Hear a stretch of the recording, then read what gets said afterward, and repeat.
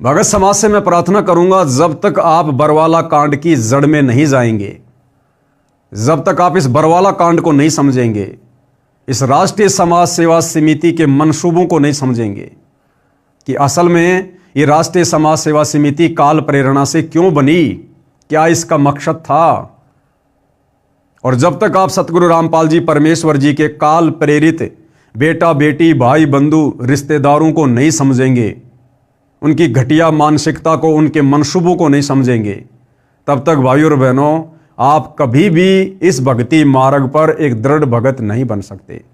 आप कभी भी सतगुरु रामपाल जी परमेश्वर जी के भक्ति मार्ग में शत भक्ति करके मोक्ष प्राप्त नहीं कर सकते। हम साथ संगति से जुड़े हुए हजारों सत्सेवक भाई बहनों ने बरवाला कांड को समझा, राष्ट्रीय समाज सेवा समिति के और सतगुरु रामपाल जी परमेश्वर जी के कलयुगी काल प्रेरित परिवार के मंसूबों को समझा, तो आज हम उनकी कुसंगति का शिकार होने से बचे और आज गुरुदेव भगवान की गैर हाजिरी में घर बैठकर ज्ञान को आधार बनाकर अपनी भक्ति सफल कर रहे हैं। और बाकी नादान संगत अपने गुरु की गैर हाजिरी में जो इन सतलोक आश्रमों में जा रही है, दिन प्रतिदिन अपनी मर्यादा तुड़वा रही है, भक्ति और भगवान से कोसों दूर होती जा रही है। तो इस राष्ट्रीय समाज सेवा समिति जैसे राजनीतिक संगठन को समझना अति आवश्यक है। तो भाइयों और बहनों, सबसे पहले आगे बढ़ने से पहले हम यही जानेंगे कि सन 2010 में सतलोक आश्रम बरवाड़ा में संत रामपाल जी परमेश्वर जी की आज्ञा के विरुद्ध संत रामपाल जी के परिवार ने क्यों इस राष्ट्रीय समाज सेवा समिति जैसे मनवस संगठन को जन्म दिया और इन्होंने इसके क्या क्या नियम बनाए हैं, थोड़ा सा हम इसके ऊपर प्रकाश डालेंगे। राष्ट्रीय समाज सेवा समिति के गठन की कार्यवाही आज दिनांक 14/8/2010 को राजनीतिक, प्रशासनिक तथा न्यायालय की असहनीय बर्बरता का मुकाबला करने के लिए हम संत रामपाल जी महाराज के शिष्य हजारों की संख्या में मानसरोवर पार्क रोहतक हरियाणा में एकत्रित हुए। आपस में चर्चा के दौरान सभी पहलुओं पर विचार विमर्श किया तथा इस निष्कर्ष पर पहुंचे कि असहनीय राजनीतिक, प्रशासनिक तथा न्यायालय की बर्बरता का मुकाबला करने के लिए एक समिति का गठन किया जाए जो सत्य आधारित ज्ञान के आधार पर शांतिपूर्ण तरीके से कार्य करते हुए समिति में अन्य लोगों को शामिल करने का प्रयास भी जारी रखे। ये इसकी राष्ट्रीय समाज सेवा समिति की भूमिका है, इसकी ये प्रस्तावना है। इन लोगों ने काल प्रेरणा से संत रामपाल जी के ज्ञान विरुद्ध खुद ही देश और दुनिया को सुधारने का ठेका लेते हुए इस संगठन का निर्माण किया। ये मैं व्हाट्सएप पर डाल दूंगा, भाई बहन पढ़ सकते हैं इसको। इस समिति को समझने के लिए भाई और बहनों कि ये काल प्रेरित है या फिर सतगुरु रामपाल जी के आदेश से बनाई गई होगी, हम सीधे सीधे इसके नियमों पर चलते हैं।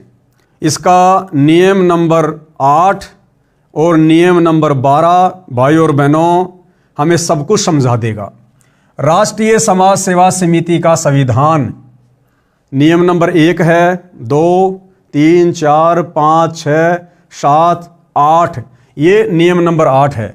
राष्ट्रीय समाज सेवा समिति का पदाधिकारी केवल सतनाम प्राप्त भगत ही बन सकता है। सदस्य बिना नाम लिए हुए भी बन सकता है जो समिति के नियमों को पूर्ण तौर से पालन करेगा।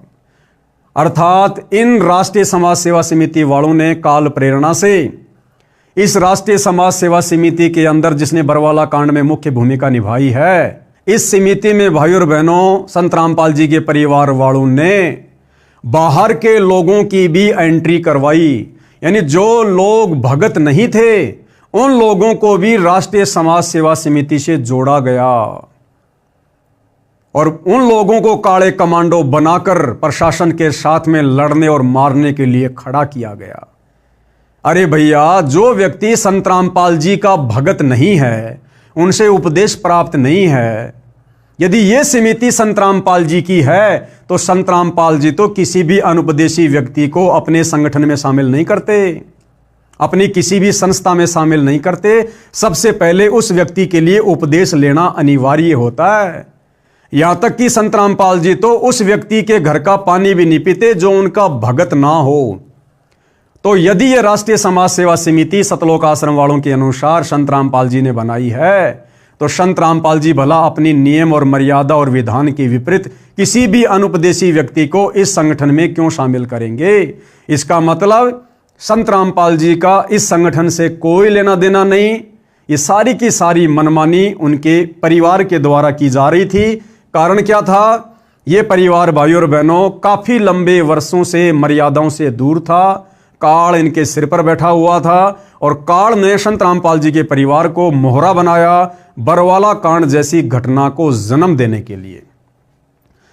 आगे 9 नंबर नियम है, 10 है, 11 है और 12। अब ये 12 नंबर नियम को ध्यान से पढ़िए भाइयों और बहनों, आपको पता चल जाएगा कि राष्ट्रीय समाज सेवा समिति वाले अर्थात संत रामपाल जी के बेटा बेटी भाई बंधु रिश्तेदार संत रामपाल जी का कितना सम्मान करते हैं, संत रामपाल जी को गुरु मानते हैं, परमात्मा मानते हैं, या अपने जैसा 2 कोड़ी का एक इंसान मानते हैं।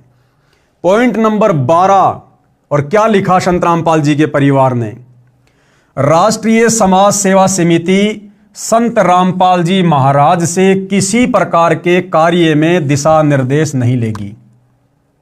क्लियर? खुद संत रामपाल जी का परिवार कह रहा है, राष्ट्रीय समाज सेवा समिति वाले कह रहे हैं कि हम राष्ट्रीय समाज सेवा समिति वाले संत रामपाल जी महाराज से किसी भी कार्य में कोई दिशा निर्देश नहीं लेंगे। यानी हम जो भी कुछ करेंगे अपनी मनमर्जी से करेंगे, हमें संत रामपाल जी के आदेश की कोई आवश्यकता नहीं है और ना हम उनसे किसी भी प्रकार का कोई दिशा निर्देश लेंगे।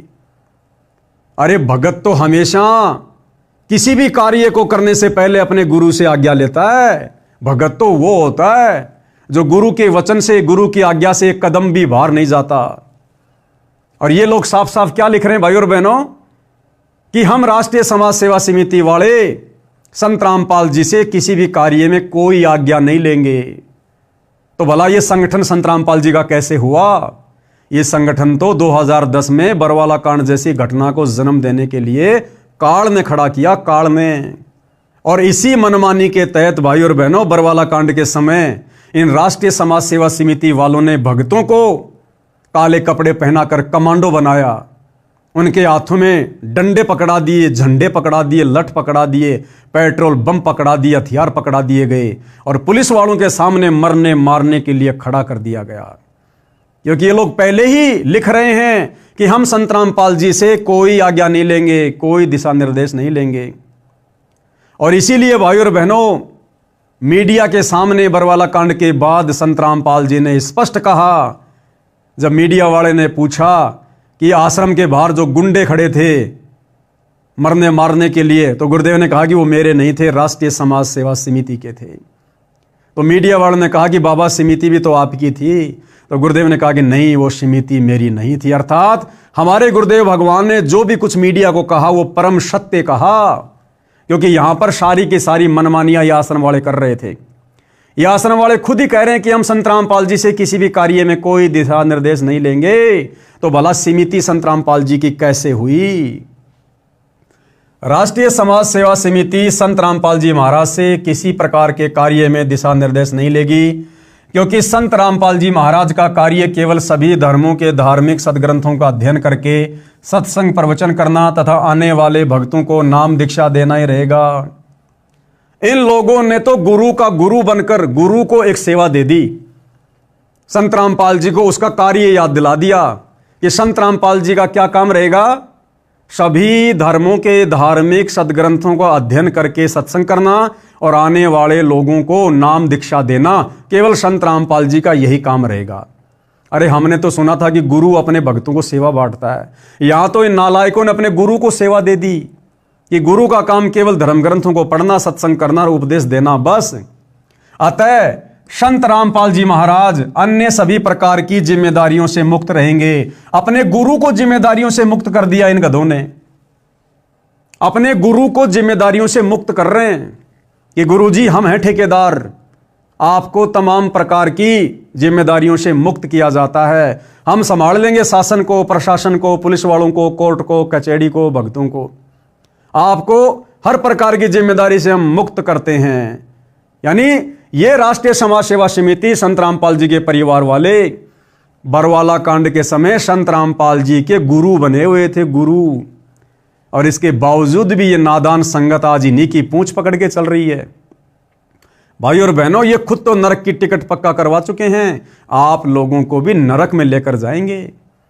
इसलिए दास कह रहा है, यदि किसी ने सतभक्ति पर सफलता प्राप्त करनी है, गुरु के दिल में जगह बनानी है, तो सबसे पहले आपने इस राष्ट्रीय समाज सेवा समिति को समझना पड़ेगा। संत रामपाल जी के परिवार की घटिया मानसिकता को समझना पड़ेगा। जो दिखाई तो देते हैं भगत, लेकिन कार्य भक्ति विरुद्ध करवाकर भक्तों को काल के मुंह में लेकर जा रहे हैं। तो ये 2 पॉइंट भाई और बहनों बहुत ही ज्यादा महत्वपूर्ण थे।